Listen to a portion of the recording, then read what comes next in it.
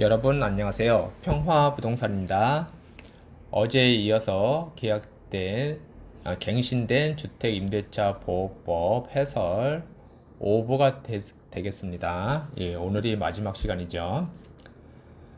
임대인과 임차인이 합의로 5%를 초과하는 갱신 계약을 체결할 수 있는지, 계약 갱신 요구권을 행사하지 않는 경우, 계약 갱신 요구권을 행사하지 않는 경우는 5% 초과 가능합니다. 계약 갱신 요구권의 행사 여부는 임차인의 의사에 달려 있으므로 임차인이 이를 행사하지 아니하고 임대인과 합의하에 5%를 초과하여 임대료를 인상하는 새로운 임대차 계약을 체결하는 것은 가능합니다. 이 경우 임차인은 차후에 계약 갱신 요구권을 이래 행사할 수 있습니다. 그러니까는 이제 계약이 2년 거주하고 그 다음에 뭐 여기 이제 4년이나 6년 뭐 상관없죠. 8년도 상관없고요. 그 다음에 이제 계약 갱신 요구권을 사용하지 않고 5%를 초과해서 이제 2년 더 거주를 했을 경우에 이때 계약갱신 요구권을 사용해서 2년 더 거주할 수 있다는 겁니다.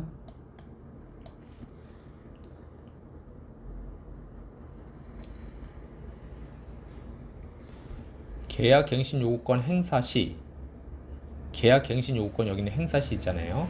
임대인과 임차인이 합의로 5%를 초과하는 갱신 계약을 체결할 수 있는지, 초과되는 부분은 효력이 인정될 수 없습니다.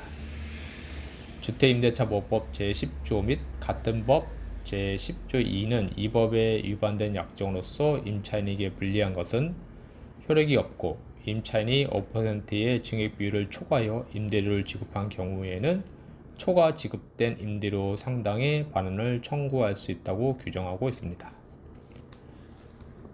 그래서 계약 갱신 요구권을 행사를 했다. 그러면은 5%를 초과를 해서 낸 것은 반환받을 수 있습니다.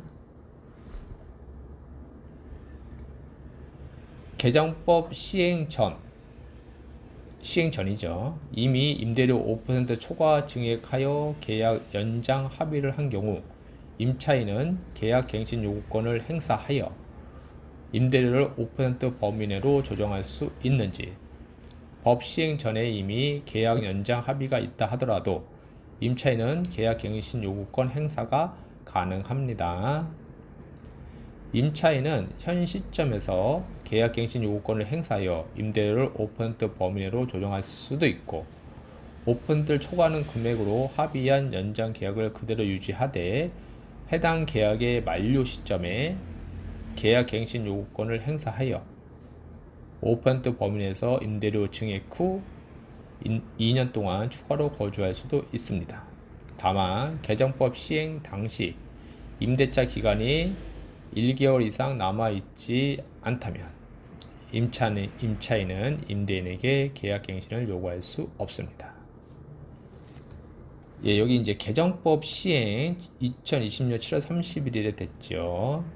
당시 임대차 기간이 1개월 이상 남아 있어야 된다는 거죠. 있지 않다면 임대인에게 계약갱신을 요구할 수 없습니다. 그러니까는 이때 개정법이 시행됐으니까 8월 31일 만기가 8월 31일 이후에 되겠죠. 이후 만기가 그래야 적용이 되는 거고요.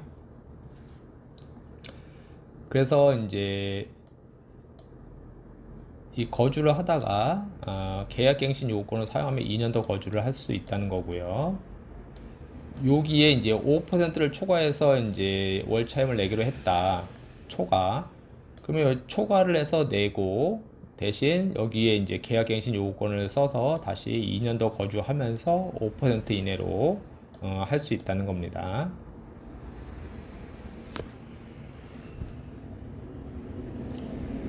임차인 갑과 임대인 을이 2018년 9월부터 2020년 9월까지 최초 전세 계약을 맺었고 2020년 6월에 상호간 합의로 2020년 9월부터 2022년 9월까지 계약갱신을 하기로 하면서 임대료 8% 증액. 임차인 갑은 2020년 8월 계약 종료 1개월 전까지 2020년 8월에 계약갱신 요건을 행사하여 5% 미만으로 임대료 조정하거나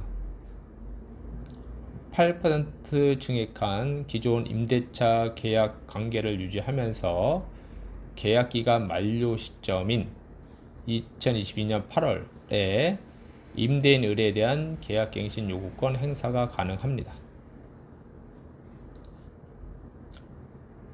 예, 그래서 5% 미만으로 임대료 조정하거나 요거 미만은 아니죠. 예, 미만은 아니고 5% 이내니까 5%도 들어가는 겁니다. 예, 미만은 5%가 안 들어가죠. 여기로 정확하게 쓴다면 5% 이내로 하던가 5% 이하로 이렇게 들어가야 되겠죠. 그 다음에 8% 증액한 기존 임대차 계약 관계를 유지하면서 계약기간 만료 시점인 2020년 8월에 임대인 의뢰에 대한 계약갱신 요건 행사 가능하다. 여기서 이제 8% 증액하기로 했잖아요. 예, 그러면은 이제 8% 내고 2년 거주하고 다음에 2022년 2년 뒤에 계약갱신 요구권을 행사하면 된다는 겁니다.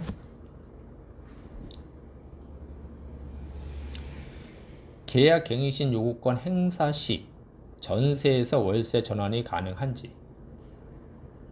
법정 법률상 갱신되는 임대차는 전 임대차와 동일한 조건으로 다시 계약된 것으로 보므로 전세에서 월세 전환은 임차인 동의 없는 한 곤란합니다. 예. 그러니까 임대인은 전세보다는 이제 월세 받는 것을 좀 선호하죠. 월차임을 받을 수 있으니까. 그러면 이제 전세에서 월세로 전환을 할 수 있냐? 이것은 이제 임차인의 동의가 있어야 된다. 동의를 안 해주면 할 수가 없다는 거죠. 다만 동의에 의해 전환되는 경우에는 주택임대차보호법 제7조 2에 따른 법정 전환율 규정이 전환됩니다. 이 지금 법정 전환율이 0.4%죠. 4%입니다. 4%. 예, 4%. 전월세 전환율 4%. 보증금의 전부 또는 일부를 월 단위 차임으로 전환하는 경우에는 그 전환되는 금액의 10%와 기준금리 0.5%, 현 0.5%죠. 플러스 3.5% 낮은 비율을 곱한 월 차임의 범위를 초과하지 않는 범위 내에서 결정한다 라고 되어 있는데요. 10%보다는 당연히 여기 0.5 더하기 3.5는 4%잖아요. 예, 이게 더 낮으니까 당연히 이걸로 하는 거죠. 이거 4%로 하는 겁니다. 전월세 전환율 4%.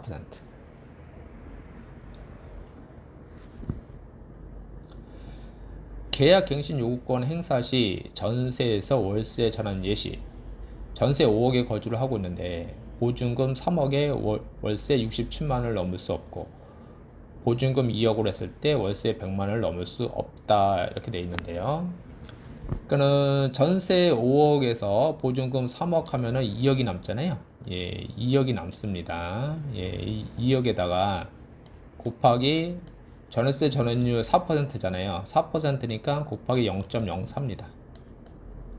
예. 이 4%니까 0.04를 하는 겁니다. 이렇게 해서 나누기 1년은 12개월이잖아요. 그러니까 12를 나누면 이렇게 나옵니다. 67만원을 넘을 수가 없다는 겁니다. 그러면 67만원이 나오거든요. 66.666 이렇게 나옵니다. 그럼 보증금 2억이면은 이게 5억이잖아요. 그러니까 5억에서 2억을 빼면 3억이 남지요. 예, 이 3억에다가 곱하기 전월세 전환율 4%니까 0.04를 해줍니다. 예, 4%라고 해서 3억 곱하기 4가 아니고 3억 곱하기 0.04입니다. 예, 나누기 12 하면은 이제 100만원이 나오는 거죠. 예, 이렇게 넘을 수 없다. 이렇게 된 겁니다. 전세에서 이제 월세로 전환할 때 임차인의 동의가 필요하다는 거죠. 임차인의 동의가 필요하다. 법정 월차임 전환율 4%에서 이 4%도 높다 그래가지고 이제 2.5%로 변경되면 2.5%를 변경하려고 하죠. 되면 존속 중인 계약에도 적용이 되는지. 개정되는 시행령, 시행 당시 존속 중인 임대차에 대하여도 적용하되 시행 후 최초로 보증금의 전부 또는 일부를 월 단위 차임으로 전환하는 경우부터 적용이 됩니다. 그러니까 지금은 전월세 전환율이 4%인데 이게 조정해서 2.5%로 지금 하려고 하죠. 그럼 2.5%로 이제 시행이 됐다. 그러면 시행된 날을 기준으로 해서 그 다음부터 전세에서 월세로 전환되는 거, 전세에서 월세로 전환되는 것부터 적용을 한다는 겁니다. 지자체가 조례로 임대료 상한을 5%보다 낮추면 존속 중인 계약에도 모두 소급 적용되는지.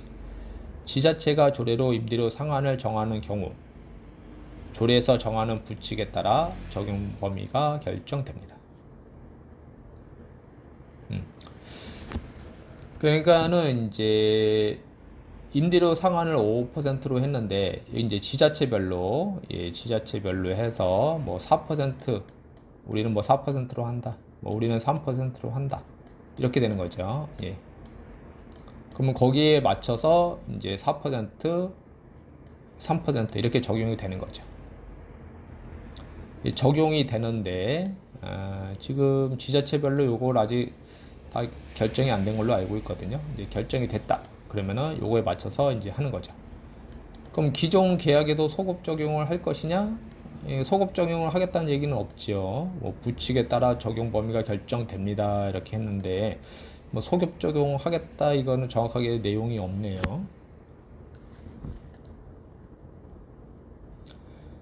주택 임대차 보호법이 적용되는 주택의 범위는 임대차 되는 주거용 건물에 모두 적용됩니다.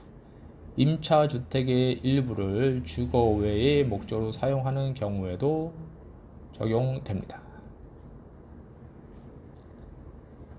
법인이 임차인인 경우 주택임대차 보호법이 적용되는지. 법인이 임차인인 경우 특별한 사정이 없는 한 적용되지 않습니다. 그럼 임차인이 법인이다. 그러면 적용이 안 된다는 거죠. 법인은 주민등록을 자신의 명의로 할 수 없을 뿐만 아니라 사원 명의의 주민등록으로 대항력을 갖추어도 이를 법인의 주민등록으로 인정할 수 없기 때문입니다. 다만 예외적으로 한국토지주택공사와 주택사업을 목적으로 설립된 지방공사, 중소기업기본법 제2조에 따른 중소기업에 해당하는 법인이 임차인인 경우에는 일정 요건 하에 대항력이 인정됩니다. 이렇게 되어 있고요. 예외상 한국토지주택공사와 주택사업을 목적으로 설립된 지방공사는 보호 대상이 됩니다. 주택임대차보호법 제3조 제2항 후단 및 시행령 제2조.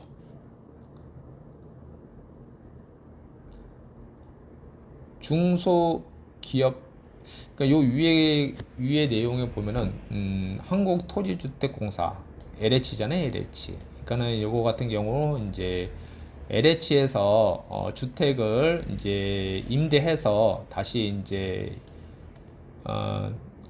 좀 어려우신 분들에게 다시 그 전대차를 주지요. 예, 그렇기 때문에 이 한국토지주택공사라든가 지방공사에서 하는 요런 것은 이제 보호가 되는 거죠.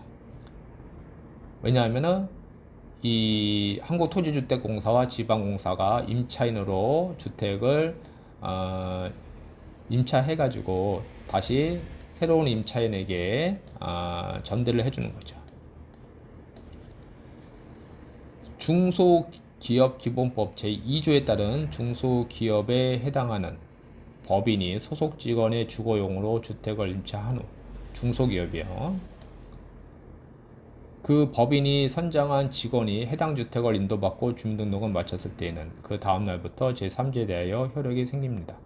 또한 임대차가 끝나기 전에 그 직원이 변경된 경우에는 그 법인이 선정한 새로운 직원이 주택을 인도받고 주민등록을 마친 다음 날부터 제3조에 대하여 효력이 생깁니다. 주택임대차보호법 제3조 제3항. 중소기업에 해당하는 법인이, 그러니까 직원 숙소용으로 사용하는 거죠. 예.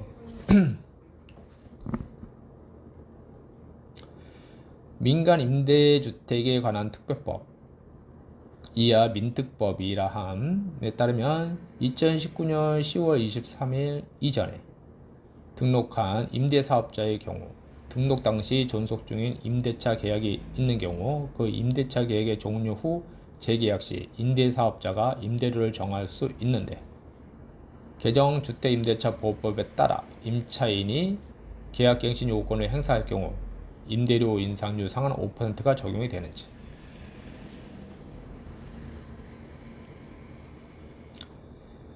민특법상의 임차인이라고 하더라도 주택임대차보호법상의 계약갱신 요구권이 배제되지 않고 있으므로 임차인이 계약갱신 요구권을 행사하였다면 그 효과는 주택임대차보호법에 의하여야 하므로 임대료 인상률 상한 5%가 적용된다고 보아야 할 것입니다. 민간임대주택에 관한 특별법 제3조 다른 법률과의 관계 제3조 민간임대주택의 건설, 공급 및 관리 등에 관하여 이 법에서 정하지 아니한 사항에 대하여는 주택법, 건축법, 공동주택관리법 및 주택임대차보호법을 적용한다. 이렇게 되겠네요. 예, 이제 갱신된 주택임대차보호법 여기까지고요. 1부부터 5부까지 했는데 오늘이 마지막 시간이었습니다. 네, 오늘은 여기까지입니다. 다음에 또 뵙도록 하겠습니다.